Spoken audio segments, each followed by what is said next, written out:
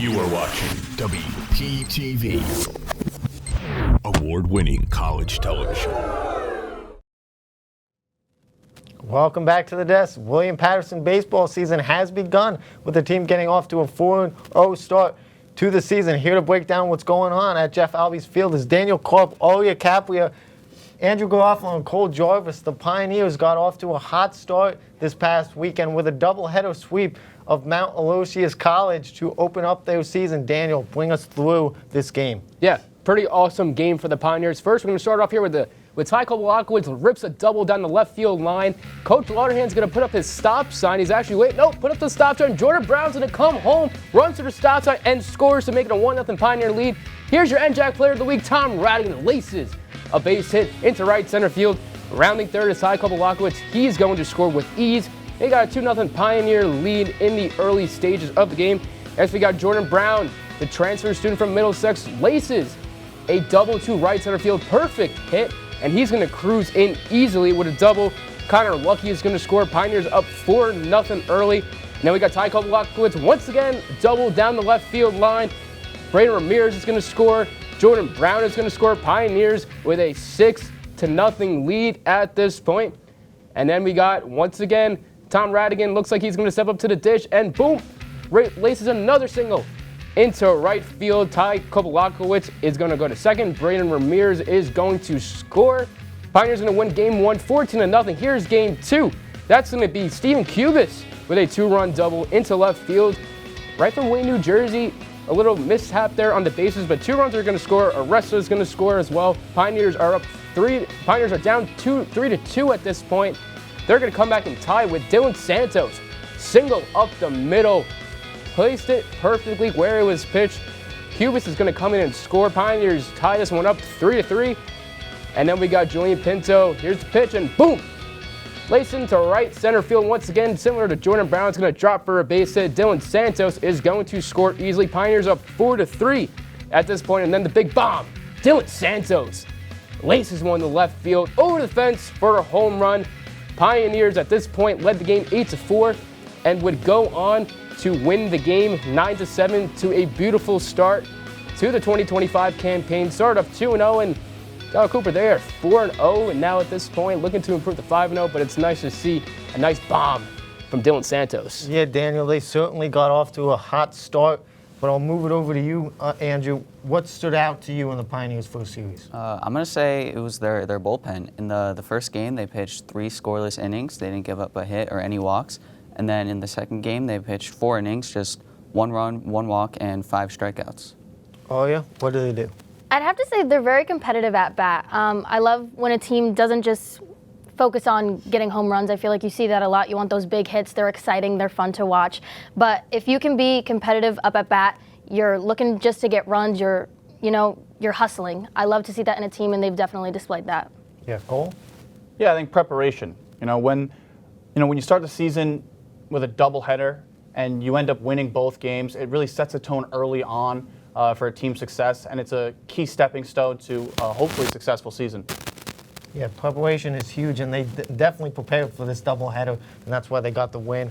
I'll move it over to you, Karp. Yeah, starting is going to be exceptional starting pitching. As a hardcore, unhealthy baseball fan, nothing excites me more than starting pitching. Good starting pitching performances. Chase Geisler, 6 innings, no runs, and a gem. Ian Metzger, the big 1-2. Not as well as a start, but 4 runs, it's going to get the job done. So it was really nice to see that 2 great starting pitching performances for the Pioneer in the early going. Yeah, they certainly had exceptional pitching in that doubleheader. Tom Radigan took home the first NJAC Player of the Week honors of 2025. Cole, bring us through Radigan's performance in the doubleheader. Yeah, Tom got off to a hot start. In 9 at-bats, he had 7 hits, 6 RBIs, and a 1.578 OPS. To start the season, that's all you can ask for when somebody pops up to the plate like that and starts raking.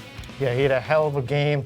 Daniel, I'll move it over to you. Who's a player that you're most excited to see this year? I'm super excited to see Jordan Brown. We just saw him on the highlight package before.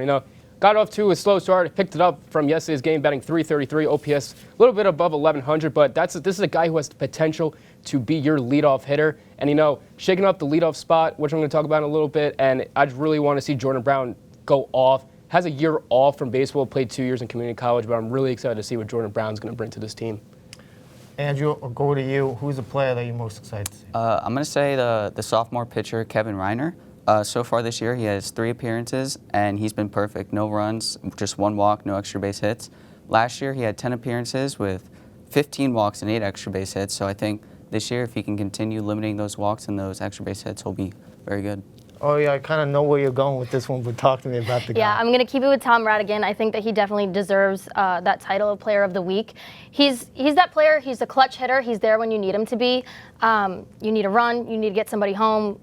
He's there. I don't think he's not a selfish player whatsoever, so he definitely deserves that title, and I'm excited to see how this season's going to be. Cole, finish us off with your player. Yeah, I'm going to take the Wayne, New Jersey product, Steven Cubis. He runs the bases really well. He bats 5th in the lineup, and he's got a live arm out in the outfield. When you kind of put those things together, especially where he is in the lineup, it makes for a really good player and hopefully a great season. Yeah, the Pioneers went 2 for 2 during the week with wins against Arcadia and a walk-off victory against Stevens yesterday. The Pioneers star Ty Kobylakiewicz went 4 for 6 with 3 RBIs this week. Cole, talk to me about what Ty brings to the team. I think it's all about his approach. Okay, this is a freshman, and when a freshman can come into a system this early on and have that seasoned approach like Ty's got, it really brings the rest of the lineup together because if they see him doing it, they're gonna try and step up to his level. And just seeing a freshman be able to come in and do this, it definitely makes it more comfortable for the rest of the season going on and for his production for the rest of his career as a Pioneer. Yeah, he's actually a sophomore, but it's okay. So sophomore. Yeah, he's in his second season, me. but Sophomore. Yeah, it's okay, Cole. But I'll move it over to you, Karp. Yeah, it's going to be the stability in the lineup that Kobylakiewicz brings. He's been batting 3rd since last year, and for the foreseeable future, Coach Lauderhan does not have to do anything batting 3rd, playing first base, or DH. He could actually play a pretty good 3rd base as well, but he's going to give opportunities to your number 1 and 2 hitters. Brandon Ramirez just hit a bomb yesterday in the game, so it's going to give opportunities for the 1 and 2 hitters to see a lot of pitches, and it's just a great recipe for success because this guy's going to bat 3rd next year and the year after. Andrew, talk to me about Kobylakiewicz. I just think he's a clear all-star. He was like best player on the team last year, and I think he's just overall the most well-rounded player. He can hit for power, he can get on base, he can take a walk, and he can field. Oh, yeah, finish off with. Well, speaking about his age, as he is a sophomore, Cole, that gives the team some potential longevity. So, if you're an incoming freshman, you're looking at him, the team looks great. He's making the team look really, really good. So it's really great for the Pioneers. Just for the future of the team as a whole, if he sticks with Willie P, we're going to see some great things. Yeah. The Pioneers close out their first homestand of the season with an afternoon matchup against Drew tomorrow at Jeff Albies Field, looking to start off 5-0 for the first time since 2012. These teams haven't faced off in almost 5 years. Andrew, bring us through what happened in 2020.